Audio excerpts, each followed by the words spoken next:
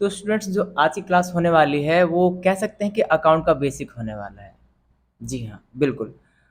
इसे आप golden rules of accounting भी कह सकते हैं, बेसिक्स ऑफ अकाउंटिंग भी कह सकते हैं। तो आइए शुरू करते हैं बेसिक्स ऑफ अकाउंटिंग, जो कि 11वीं कक्षा के लिए ज़्यादा इम्पोर्टेंट है। और अगर कोई स्टूडेंट अकाउंट्स के बारे में थोड़ा जानने को इच्छुक है तो उसके लिए भी ये क्लास इम्पोर्टेंट होने वाली है। तो चलिए शुरू करते हैं बेसिक्स क्लासेस। तो आज हम पढ़ने वाले हैं अकाउंट्स के बारे में। जी हाँ, अकाउंट्स के बारे में। सबसे पहले मैं आपको बता दूं कि अकाउंट्स कितने टाइप्स के होते हैं। तो मैं बात करूं अगर, तो जो पहला टाइप आता है वो आता है पर्सनल अकाउंट। जी हाँ, पर्सनल अकाउंट्स। ये वो अकाउंट होता है स्टूडेंट्स जो किसी ना किसी पर्सन से रिलेटेड होता है, या फिर कहूँ तो किसी एक पर्सन या किसी एक इंडिविजुअल या किसी एक बड़ी संस्था से रिलेटेड होता है, उसे हम पर्सनल अकाउंट में डालते हैं। एग्जाम्पल के लिए स्टूडेंट्स मान लीजिए, जैसे राम्स अकाउंट हो गया या मोहन्स अकाउंट हो गया। ये सभी स्टूडेंट्स पर्सनल अकाउंट्स के अंदर ही आते हैं। या मान लीजिए किसी एक बैंक, जैसे मान लीजिए आईसीआईसीआई बैंक है, आईसीआईसीआई बैंक है, इसका एक सेपरेट अकाउंट हो गया। तो ये हमारे आते हैं सारे के सारे पर्सनल अकाउंट। पर्सनल अकाउंट का रूल कहता है, वो क्या कहता है, वो कहता है debit the receiver and credit the giver. इसका मतलब है स्टूडेंट्स कि जो रिसीवर होता है, रिसीवर यानी कि जो प्राप्त करता है, उसे तो हम डेबिट करते हैं। और जो गिवर है यानी जो भुगतान करता है, उसे हम क्रेडिट करते हैं। मैं आपको इसे एक एग्जांपल से बहुत क्लियर कर दूंगा। आप जैसे मान लीजिए एक राम है, जो ये राम है, राम ने अपना कोई बिजनेस स्टार्ट कर रखा है। अब राम ने बिजनेस स्टार्ट किया हुआ है तो राम कोई भुगतान करता है मोहन को। तो यहाँ पे देखा जाए तो राम यहाँ पे भुगतान कर रहा है, तो राम तो हो गया भुगतान करता।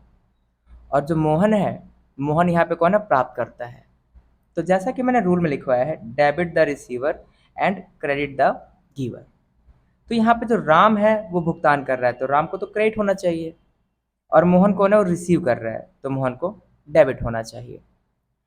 लेकिन जैसा कि मैंने बताया कि राम ने अपना बिजनेस चलाया हुआ है, राम का बिजनेस है और राम ही एंट्री कर रहा है अपने बिजनेस में। तो राम क्या एंट्री करेगा, सबसे पहले मोहन जो कि डेबिट हो रहा है, तो मोहन को तो डेबिट कर देंगे,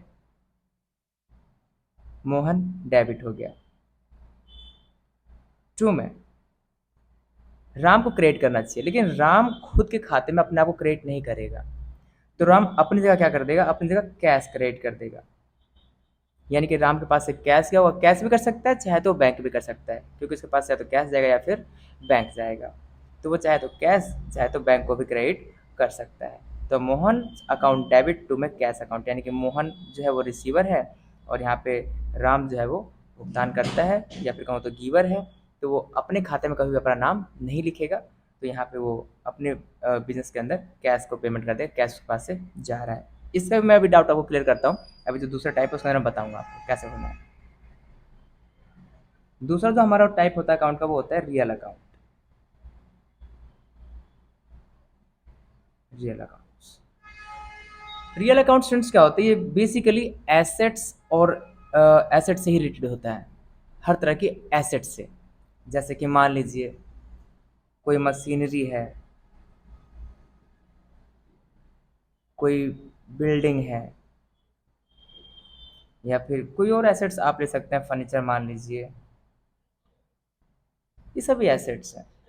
तो जब भी कोई एसेट्स परचेज की जाती है या सेल की जाती है, तो वो सारी जो ट्रांजेक्शन है स्टूडेंट्स, वो सारी रियल अकाउंट्स के अंदर ही लिखी जाती है। मैं इसका भी रूल बताऊंगा आपको। इसका जो रूल होता है वो होता है debit what comes in and credit what goes out. यानी स्टूडेंट्स डेबिट वो करो जो आपके पास आ रही है, या फिर कहूँ तो जो आपके बिजनेस में आ रही है, और क्रेडिट उसे करो जो आपके बिजनेस से बाहर जा रही है। तो इसलिए debit what comes in and credit what goes out. Example के लिए मान लीजिए जो ये राम था, राम का ही बिजनेस लेके चलेंगे उदाहरण के लिए हम। तो राम ने क्या करा, एक मशीन खरीदी है, तो इसके पास मशीन आएगी तो ये एंट्री क्या करेगा, मशीनरी अकाउंट डेबिट टू में क्या कहा था स्टूडेंट्स मैंने, डेबिट व्हाट कम्स इन। जब राम एक मशीन खरीदेगा तो उसके पास मशीन आएगी, तो इसलिए मशीनरी अकाउंट डेबिट।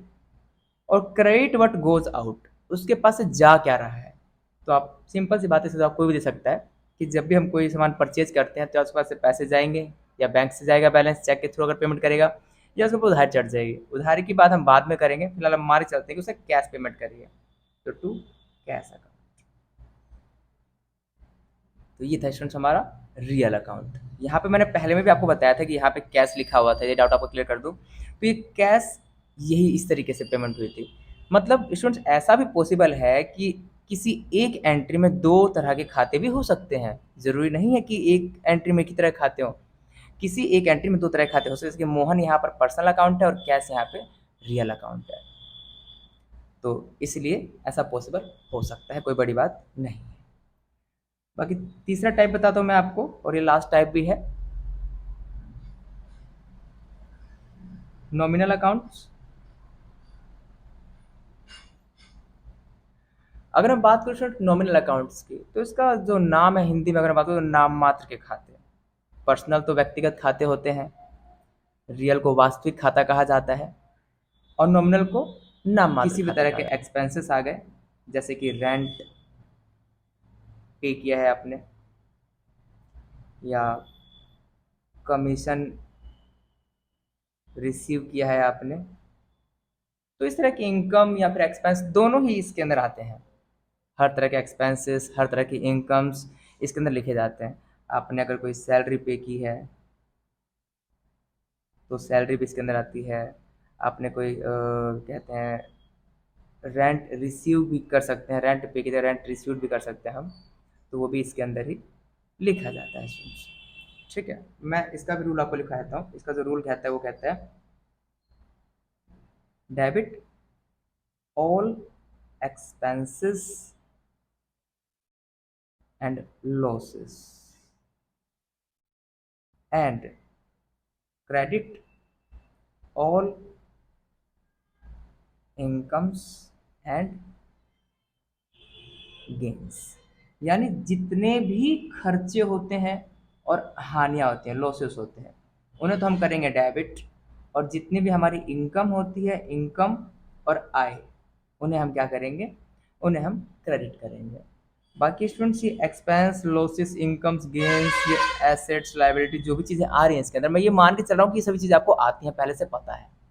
अगर फिर भी आपको नहीं पता है तो इसके ऊपर भी हम अगली वीडियो बना देंगे, आप वहाँ पर डिटेल में जान लीजिएगा ये सभी बेसिक टर्म्स क्या होते हैं, इसके ऊपर हम एक चर्चा करेंगे अच्छे से।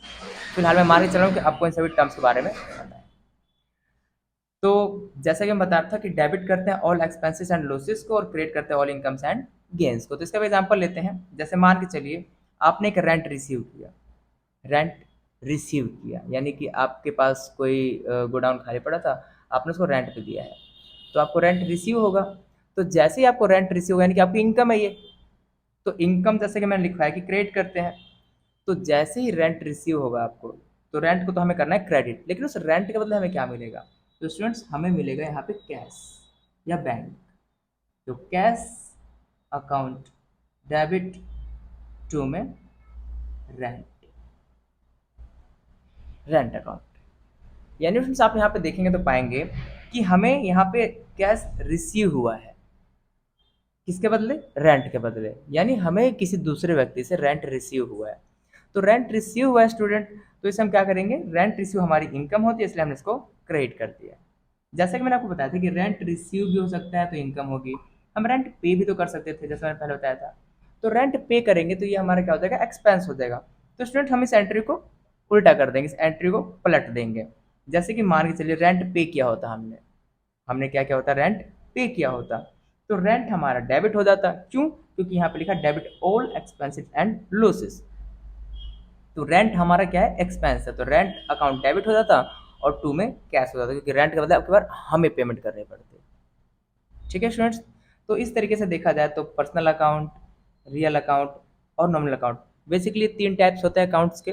कई बारी जो टीचर्स होते हैं ऐसे ही बताते हैं कि अकाउंट्स के 2 टाइप्स होते हैं, एक पर्सनल अकाउंट होता है और दूसरा इम्पर्सनल अकाउंट होता है।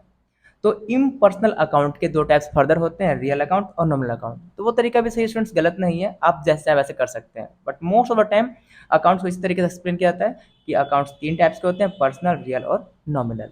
लेकिन अगर आप चाहें तो उस तरीके से भी डिफाइन कर सकते हैं, personal account, then impersonal account और इम्पर्सनल के अंदर रियल अकाउंट और नॉमिनल अकाउंट।